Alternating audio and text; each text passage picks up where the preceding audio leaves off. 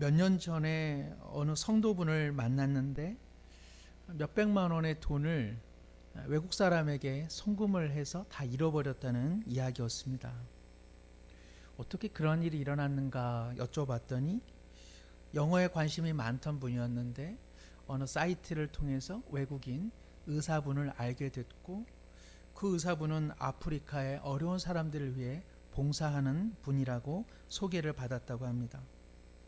병원에서 일하는 모습, 또 아프리카의 어린 아이들을 위해서 봉사하는 모습들, 이런 모습들을 서로 보고 그러면서 비록 대면하지는 못했지만 호감을 갖게 된 것이죠. 그리고는 이 의사라는 분이 이 자매에게 결혼하고 싶다는 그러한 제안도 하게 되었습니다. 그러면서 아프리카의 반군들로 인해서 후원금을 전달해야 되는데 이 일이 막혔고, 이 일 관련해서 당신이 좀 도와주면 좋겠다. 그래서 이를 위해서는 얼마의 돈이 먼저 좀 필요한데 당신이 그 돈을 내게 송금해 달라는 요청을 받은 것이죠. 들으시면서 돈이 많아서 그런가, 나는 아무리 그래도 돈은 안 줄 텐데, 그런데 어찌 되었든지 이분이 돈을 2번이나 주게 되었고요. 그리고 상당한 액수를 잃어버리게 됐습니다. 경찰서에 갔더니 자기와 같이 피해를 경험한 사람들이 두루 있다는 것이죠. 당근마켓이라고 아시죠? 당신의 근처에 당신이 필요로 하는 물품을 가지고 있는 사람과 직접 거래를 할 수 있습니다. 그런 사이트입니다. 어떤 사람이 태블릿 PC가 필요해가지고 이렇게 사이트에다가 올렸는데, 근처에 있는 사람이 태블릿 PC를 이제 자기가 그렇군요. 예. 그래서 어떤 사람이 내가 태블릿 PC가 있으니까 이 사람에게 팔아야겠다 해가지고는 주소지를 방문해서 물건을 건네주려 했습니다. 그런데 그 사람이 나오질 않아서 문자를 넣었더니 코로나19 자가격리로 인해서 자기가 지금 대면할 수 없으니까 물품을 그냥 아파트 앞에다 놓아두라는 것이었습니다. 시간이 지나도 물품 대금 입금이 이루어지지 않아서 이상하다 물어봤더니 그 PC를 확인하고 있는 중이라고 조금만 기다리라고 말합니다. 뭔가 석연치 않아서 그 아파트로 가보았더니 어떤 사람이 자기가 그 앞에 두었던 태블릿 PC를 가지고 도망치더라는 것이죠. 끝내는 잡혔습니다. 근데 알고 보니까 그 태블릿 PC를 가져간 애가 초등학교 4학년이었습니다. 그 아이가 코로나19 자가격리자로 위장을 해서 영특하다고 할까요? 교활하다고 할까요? 범죄를 저지른 것이죠. 서울역에 도착한 사람이 서울의 고층 빌딩을 보고 이야 참 높다. 옆에 있는 사람이 뭐라 합니까? 몇 층까지 봤냐고. 한 5층 봤다 그러니까 한 층당 5만 원씩이라고, 5만 원을 내놓으라고. 이런 이야기는 오히려 순박하기도 하고 그냥 우스개로 넘어갈 것 같기도 한데, 오늘날 정말 희한하고 또 그 희한한 일에 속절없이 넘어가는 사람들이 참 많습니다. 그러나 이러한 일들은 어찌 오늘만의 일이겠습니까? 전도서를 통해서 우리가 확인하게 되는 것은 옛날 세상이나 오늘 세상이나 사람 사는 모양이 다 똑같구나. 그때도 부조리하고 그때도 참 예기치 않은 일들, 그리고 지금의 시선으로 보아도 참 가슴 아픈 일들이 많이 일어났구나. 전도서 기자는 정의가 시행돼야 될 법정, 또 시장, 궁궐, 성전을 두루두루 돌아다니면서 사람들의 살아가는 모습이 과연 어떠한 모습인가를 끊임없이 살펴보고, 그가 내린 결론은 참 사람이란 모순투성이구나. 참 사람들은 실제로는 부조리한 인생을 살아가고 있음을 그는 적나라하게 전도서 말씀을 통해서 우리에게 들려주고 있습니다. 그래서 헛되다, 이것이 전도서 기자가 말하려고 하는 요체가 아니죠. 해 아래서 삶이란 부조리한데, 그래서 해 아래서 정말 해 아래서 살아가면 인생은 정말 허무하지만, 비록 해 아래서 살지만 하나님을 경외하면 해 아래서의 삶은 결코 헛된 것이 아니다.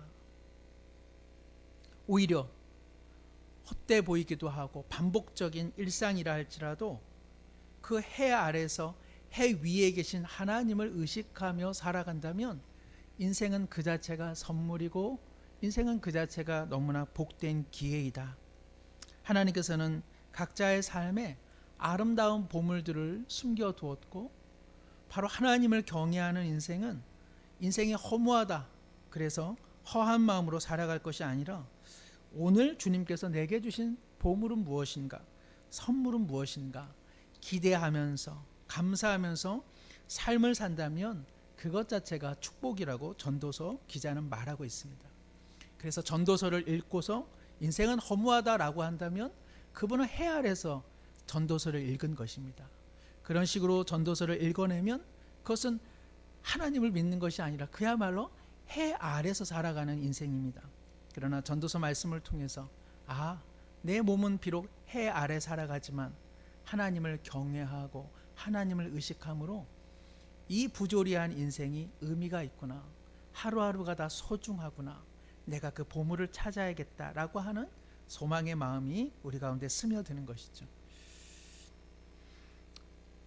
우리 사랑하는 성도님들께서 전도서 말씀 우리가 한 7, 8번 지금 함께 나누고 있는데요.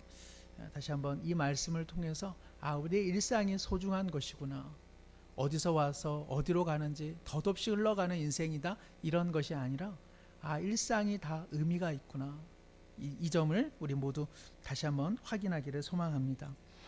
오늘 말씀 8절에 보면 전도서 기자가 이번에는 어느 지방 혹은 어느 지역을 돌아보면서 빈민을 학대하고 정의와 공의가 짓밟혀져 있는 광경을 보고 있습니다. 이것이 얼마나 참담합니까? 가난한 사람, 힘이 없다고 해서 사람들에게 무시를 당하고 학대를 당합니다.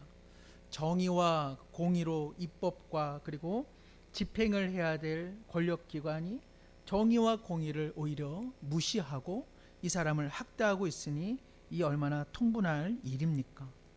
그런데 전도서 기자는 이 점에 있어서 그것을 이상히 여기지 말라고 말합니다. 어찌 보면 잘 이해가 되지 않습니다. 왜냐하면 구약에서 선지자들은 끊임없이 빈민이 학대되고 그리고 정의와 공의가 꺾여진 세상은 제 아무리 하나님 앞에 예배를 드리고 하나님을 경외한다 해도 하나님께서 그것은 다 속임수에 불과하다, 그와 같은 예배는 하나님께서 받지 않음을 천명하고 있기 때문에 그러합니다. 미가 선지자는 수많은 제물을 드리는 것보다 인자를 사랑하고 그리고 정의와 공의를 실행하는 것이야말로 하나님 앞에 참다운 예배라 말했습니다.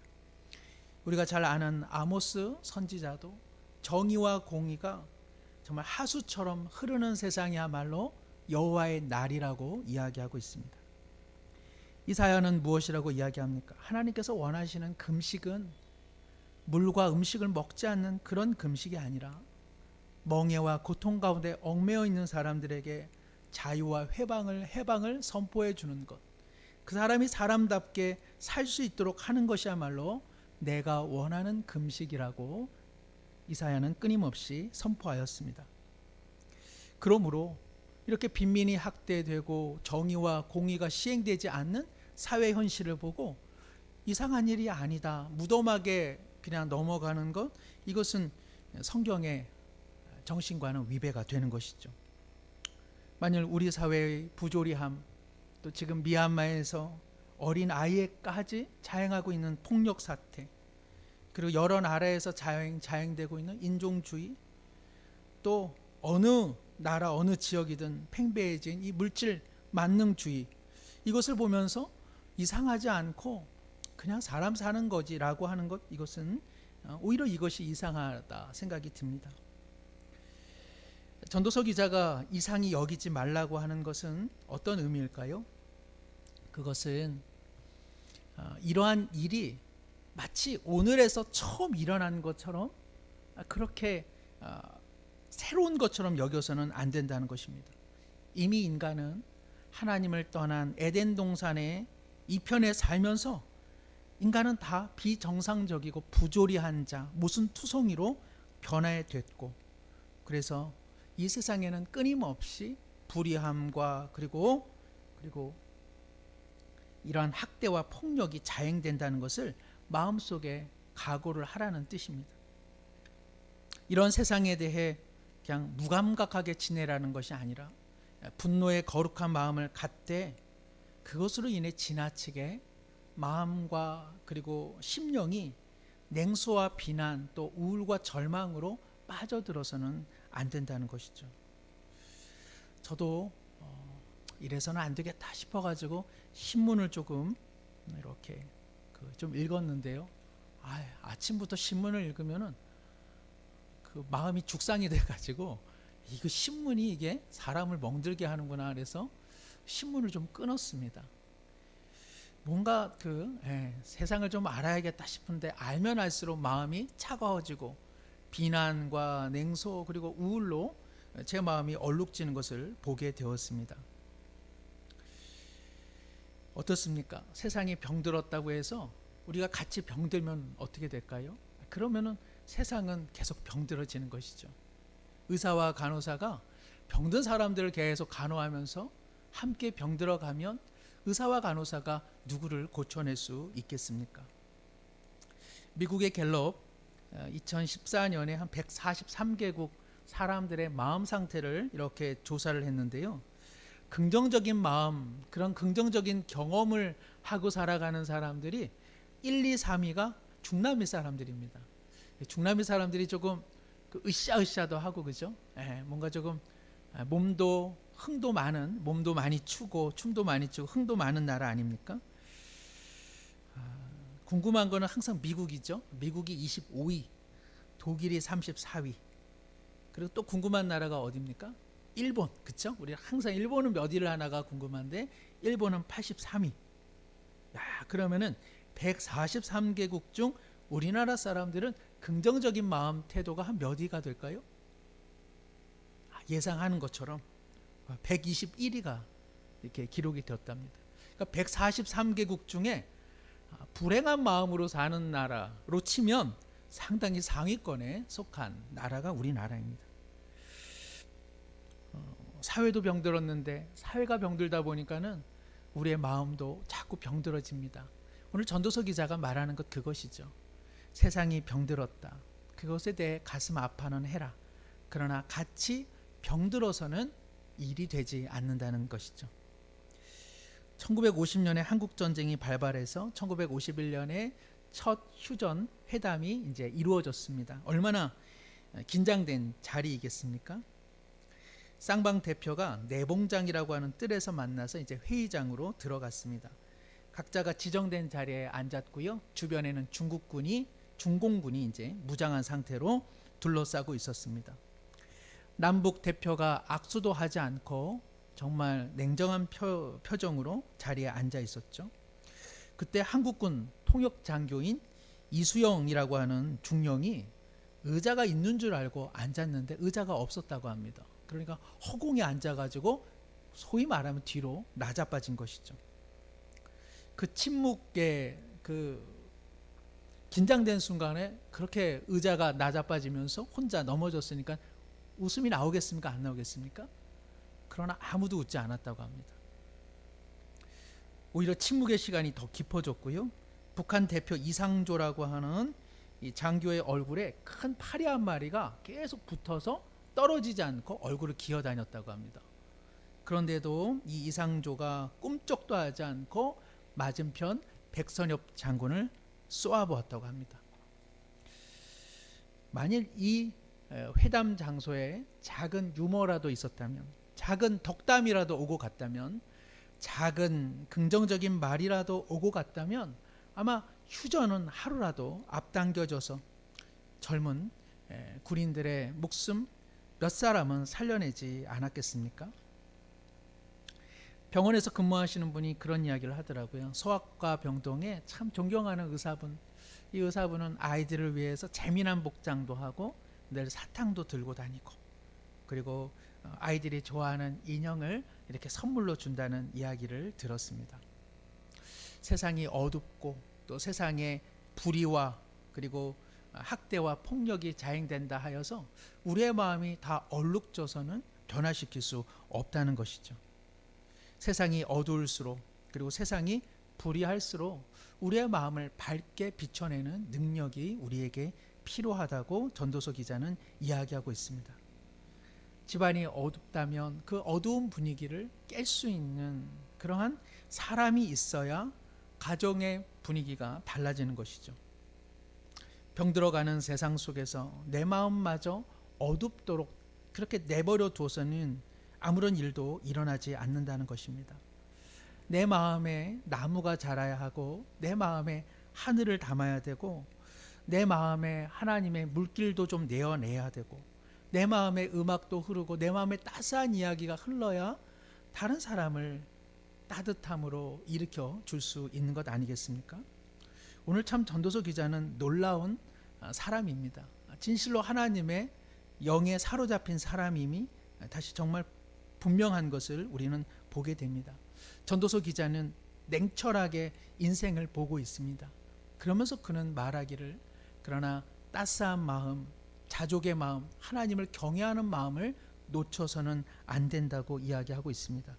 그래서 5장 8절 하반절에 높은 자는 더 높은 자가 감찰하고 또 그들보다 더 높은 자들도 있음이니라.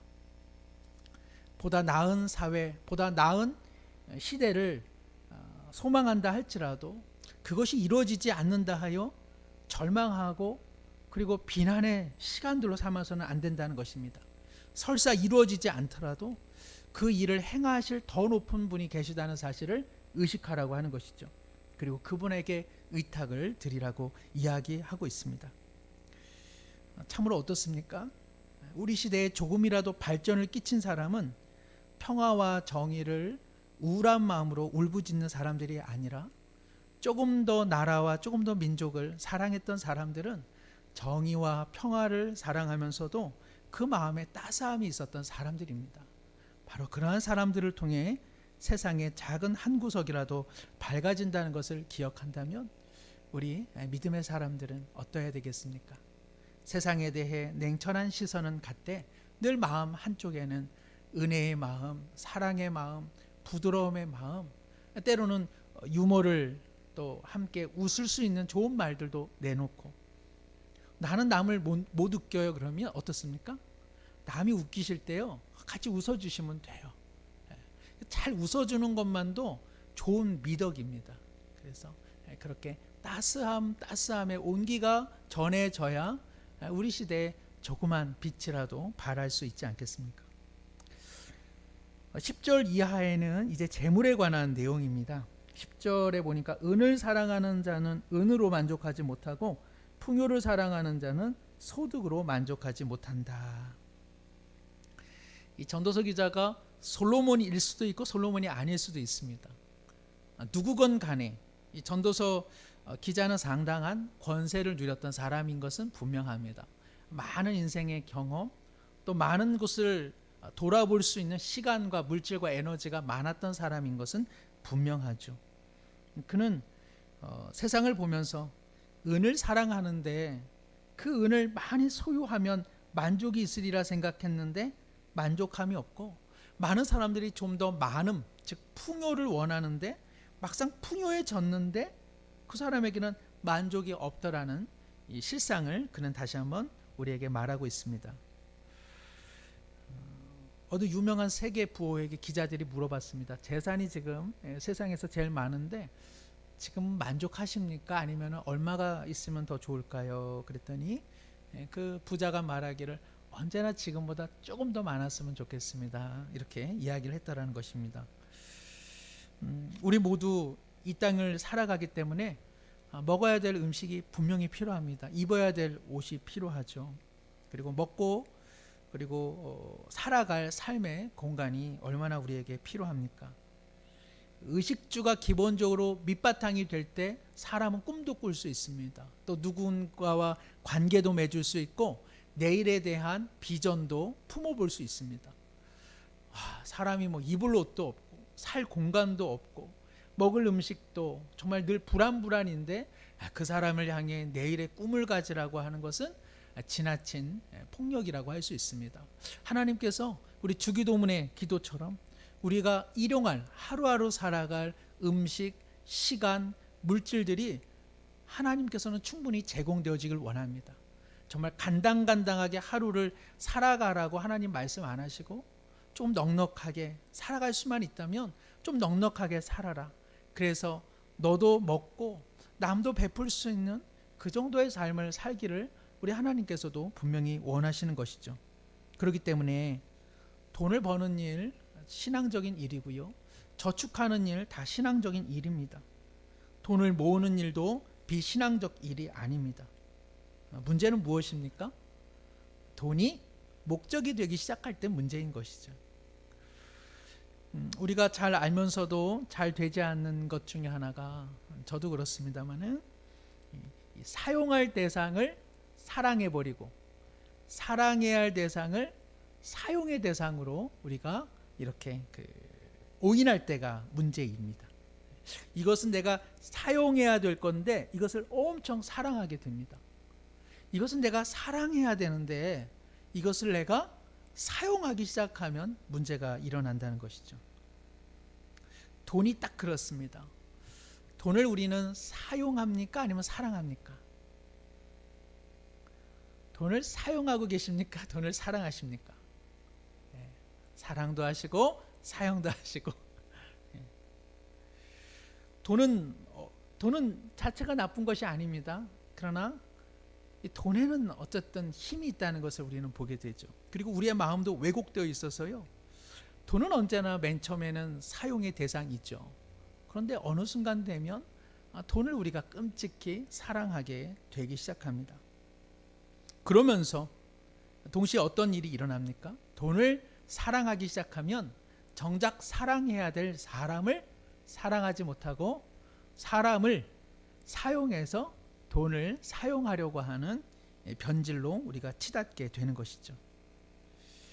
사람을 사랑해야 되는데 돈을 사랑하기 시작하니까 어떠한 일이 일어납니까? 요즘에 연예인의 참 가족 간의 슬픈 이야기를 우리가 잘 알고 있지 않습니까? 그거 참 착하고 그래도 참 행복하게 사는 사람이었겠다 생각이 들었는데 그 이면 안에는 가족 간의 돈으로 인한 큰 어려움이 있는 것을 우리는 보게 되고 있습니다. 어느 아파트에서 하나 쪽은 임대 아파트고 하나는 일반 아파트인데 우리 아이들이 임대 아파트 아이들과는 별로 교제하지 않으면 좋겠다. 그 아이들이 이 일반 아파트 쪽으로는 지나가지 않으면 좋겠다 해가지고 담을 쌓아두었다는 이야기도 듣습니다. 또 택배나 또 관리를 하시는 육체노동을 하시는 분들을 향해 끊임없이 폄하하는 사건이 우리 일반에 얼마나 자주 일어나고 있습니까? 우리 사회를 진정 멍들게 하고 있는 것은 무엇일까요? 그것은 이념이나 또는 다른 것이 아니라 정말 우리 시대를 멍들게 하고 있는 것은 돈이라는 것, 우리가 이것을 때때로는 잊어버리는 것 같습니다. 너무나 돈이 우리 시대에는 사랑의 대상이 되고 말았습니다. 신이 되어버렸습니다. 우리 시대의 사단은 귀신이나 누구의 그런 머리에 꼬리에 번개 달리고 이런 그 사단이 아니라 정말 우리 시대의 영적 암흑 세력은 돈이라고 하는 것, 그리고 돈으로 모든 것을 판단하는 우리 시대야말로 참으로 어둠의 시대라 할 수 있습니다. 얼마나 사람들이 사람을 소비력이 얼마나 있는지, 저 사람은 얼마나 구매력이 있는지 이것으로 판단하지 않습니까? 예수님께서는 이 점을 언제나 간파하고 계셨습니다. 그래서 바리새인들을 향해 돈을 좋아하는 사람이라고 누가복음 16장은 논평하면서 예수님께서 돈을 좋아하는 바리새인들을 향해 너희는 하나님과 재물을 겸하여 섬길 수 없다고 말씀하셨습니다. 이는 경제활동이나 재화를 얻고자 하는 모든 행위가 잘못된 것이라 말씀하신 것이 아니라 하나님만이 경배의 대상이요 사랑의 대상인데 너희들은 돈을, 물질을 우상화하여 사랑의 대상으로 삼고 있다는 말씀이죠. 너희들 마음 중심에 돈이 사랑의 대상이 되었으므로 나는 그곳에 없다고 주님은 말씀하고 있는 것입니다. 주님께서 하나님과 재물을 겸하여 섬길 수 없다고 한 이 재물이라고 하는 것은 만몬입니다. 만몬은 무엇입니까? 인신 제사를 받는 그 신을 의미합니다. 즉 돈이라고 하는 것은 만몬과 같아서 사람을 희생시키면서 취득하게 되는 것, 그것이 돈의 실체라고 주님은 말씀하고 있습니다. 우리 모두 돈과 사람에 대한 갈등과 또 그러한 이해관계에 있을 때마다 어찌 보면 우리가 생각해야 되는 것이죠. 이 돈 내가 사랑하고 있는가 아니면 잘 사용하고 있는가, 내가 이 사람을 향해 내가 사용의 대상으로 보고 있는가 아니면 사랑해야 될 대상으로 보고 있는가. 우리가 이 질문을 자주 던진다면 우리는 좀 더 사람을 사랑하고 돈을 온전히 사용하는 지혜를 얻게 될 줄로 믿습니다. 우리 한번 따라 하시면 좋겠습니다. 돈은 사용 대상이지 사랑 대상이 아니다. 네, 돈은 사랑 대상이 아니라 사용 대상이다. 이것을 꼭 기억하시기 바랍니다. 우리가 재물을 사랑하지 않고 오히려 이 재물을 잘 사용만 한다면 이것은 하나님을 영광스럽게 하는 것이고 우리는 진정한 돈으로부터 자유인이 될 수 있습니다. 하나님께서 우리 가운데 돈을 조심하라고 하는 것은 돈이 있으면 하나님의 설 자리가 없어서 하나님께서 야 내가 너희들의 삶에 있을 자리가 없어 그래서 말씀하시는 것이 아니죠. 하나님은 우리가 진정한 만족, 진정한 행복을 누리기를 원하십니다. 그런데 은을 통해서는, 돈을 통해서는, 재물을 통해서는 사람이 진정한 행복과 진정한 만족을 누릴 수 없는 것을 하나님이 아시기 때문에 그러합니다. 그래서 하나님께서 우리 가운데 돈에 대한 경계와 책망을 하시는 까닭이 여기에 있는 것이죠. 오늘 말씀처럼 한평생 은을 사랑해서 은을 모았는데 은을 통해서 만족을 누리지 못하더라는 것이죠. 조금 더 많이 가지면 내 인생이 풍성해질 줄 알았는데 가져도 목마름이 있더라는 것입니다. 오늘 말씀 13절에 내가 해 아래서 큰 패단 하나를 보았는데 소유주가 재물을 자기에게 도리어 해가 되도록 소유하더라. 그 재물이 있으면 자기에게 행복할 줄 알았는데 그 재물 때문에 그 인생에는 큰 화가 미쳤다는 것을 보고 있습니다. 또 14절에 보니까 재물이 재난당할 때 없어지나니 그 재물이라고 하는 것이 일순간 재난을 당하는 순간 기묘하게 사용될지는 몰라도 그리고서는 다 사라져 버리고 만다는 것이죠. 또 15절에 보니까 아무것도 걸치지 않고 나온 인생이기 때문에 돌아갈 때도 역시 그 재물을 가지고 결코 돌아갈 수 없다는 것입니다. 그러므로 16절에 이것도 큰 불행이라 어떻게 왔든지 그대로 가리니 바람을 잡는 수고가 그에게 무엇이 유익하랴. 은과 금과 재물을 위해서 그토록 열심히 일했는데 전도서 기자는 다 바람을 잡는 것처럼 결코 행복은 낚을 수 없었다고 이야기를 하고 있습니다. 하나님께서는 우리 가운데에 진정한 만족, 진정한 풍요함은 돈과 물질로부터 오지 않는다는 것을 끊임없이 말씀해주고 있는 것이죠. 그러면 어떻게 하면 우리는 이 돈의 유혹으로부터 조금 이겨나갈 수 있을까요? 우리가 저도 그렇습니다만은 뭐가 허전하면 이제 채우지 않습니까? 그래서 이제 배고프면 더 많이 먹고요. 그리고 뭔가 좀 부족하다 하면 더 채우려고 하죠. 우리는 늘 결핍의 존재로 살아갑니다. 그렇기 때문에 우리는 늘 채움을 통해서 만족을 얻으려고 하죠. 결핍된 것을 채우면 그 다음에는 만족으로 그치면 좋은데 어떻습니까? 항상 조금 더 좀 채워봤으면 좋겠다 하는 마음이 들기 시작하죠. 이 욕망의 부피가 자꾸 늘어납니다. 위가 그런 것 아닙니까? 많이 먹으면 어떻게 된다고요? 위가 늘어난다고 하죠. 그 늘어나니까 옛날보다 더 먹어야 되고요. 더 먹으니까 위가 더 늘어납니다. 그래서 더 많이 먹습니다. 그래서 체중이 늘어나게 되는 것이죠. 다이어트를 하려면 결국 위에 그 부피 크기를 줄이라는 말을 하죠. 그래서 소식을 하라 말합니다. 소식을 하면 맨 처음에는 위가 더 달라고 얘기하지만 자꾸 소식을 주면 이제 위가 조금씩 줄어들기 시작하죠. 그러면은 적당한 음식물만 먹어도 이제는 포만감과 만족감을 누리게 된다는 것이죠. 우리는 끊임없는 결핍과 그 결핍을 채우려고 하는 욕망 속에서 갈등하고 있습니다. 더 많이 가지려고 하면 욕망의 부피는 커지고 커진 만큼 더 가지려 하고 더 가졌지만 더 커져 버려서 끊임없는 악순환으로 우리는 살아가게 되는 것이죠. 그러다 보니까는 상대적 박탈감으로 우리 모든 사람들이 살아가고 있지 않습니까? 남들이 있는 것은 나도 좀 있어야 되고, 그리고 남들에게 없는 것이 좀 내게 있어야 우리는 그때 만족감과 또 자신감을 누리며 살아가고 있습니다.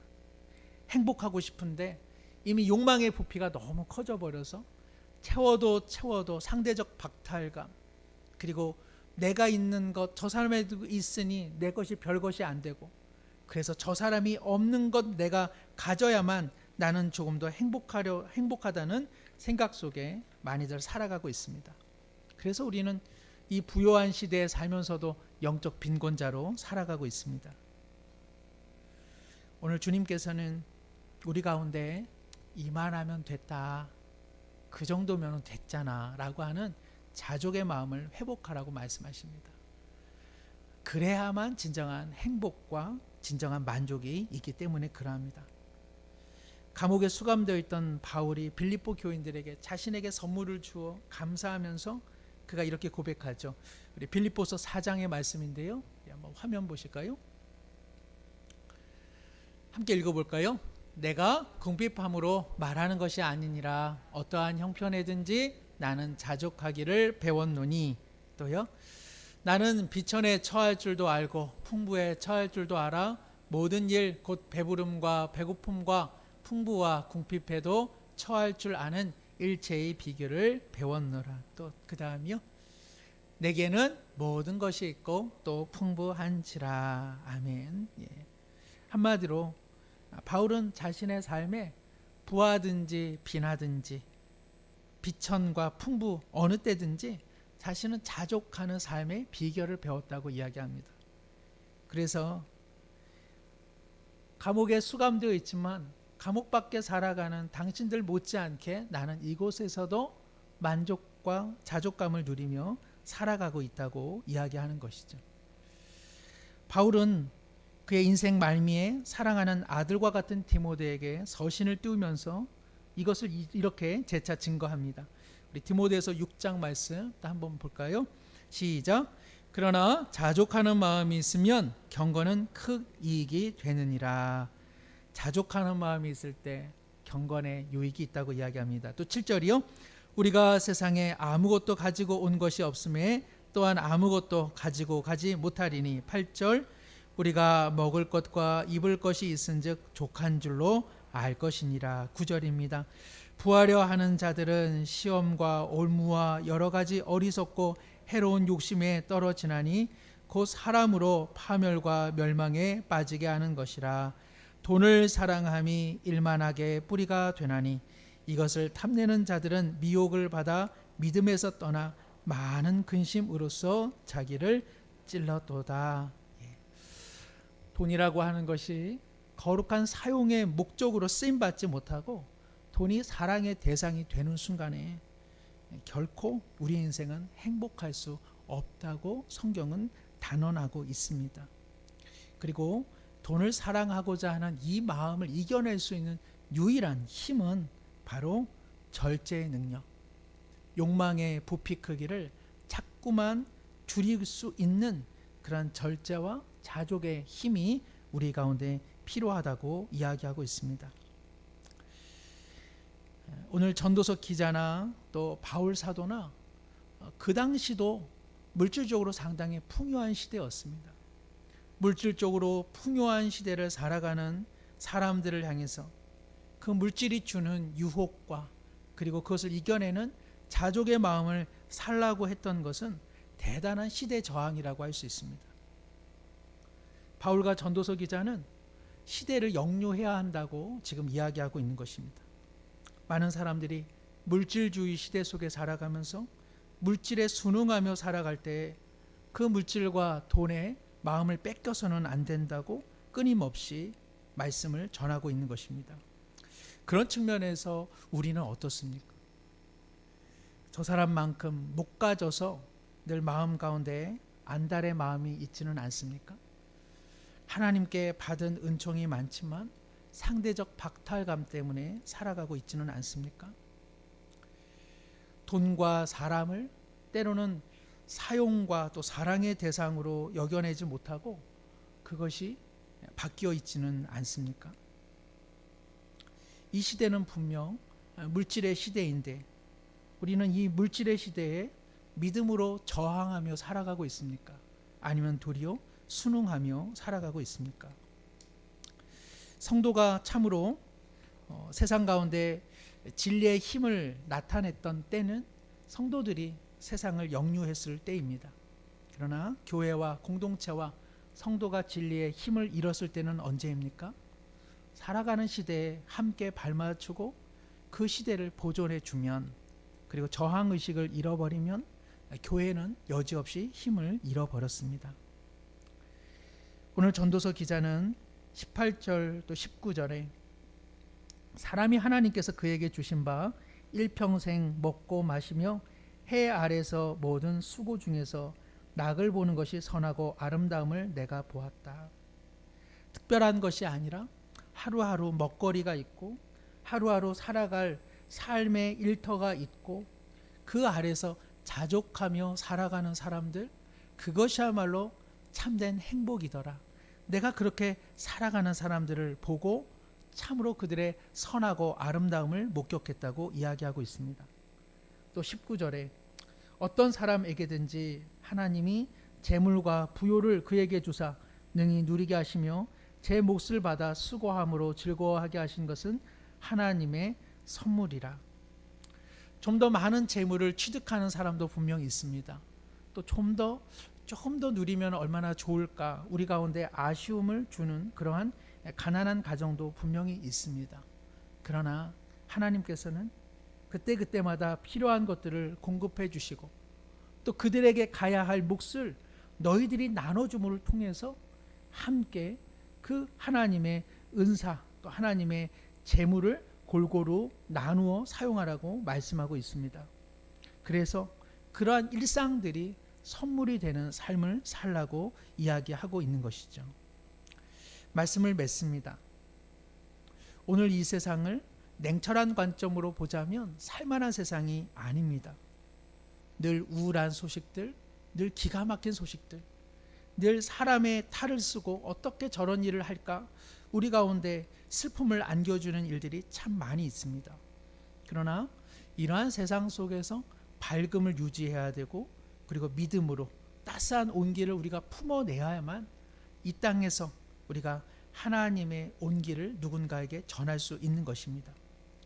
많은 사람들이 물질을 추앙하고 물질은 어느새 사랑의 대상이 됐습니다. 이 마음들을 우리가 이겨낼 때에, 그리고 우리 마음 가운데 자족과 또 감사의 마음들이 회복될 때에 좀 더 하나님이 바라는 세상으로 변화되어지고 우리는 이 작은 사명을 감당하게 될 줄로 믿습니다. 이 시간에 우리 그 사랑 얼마나 큰지 우리 한번 이 찬양 드리고 오늘 함께 나눈 말씀 갖고 기도하도록 하겠습니다.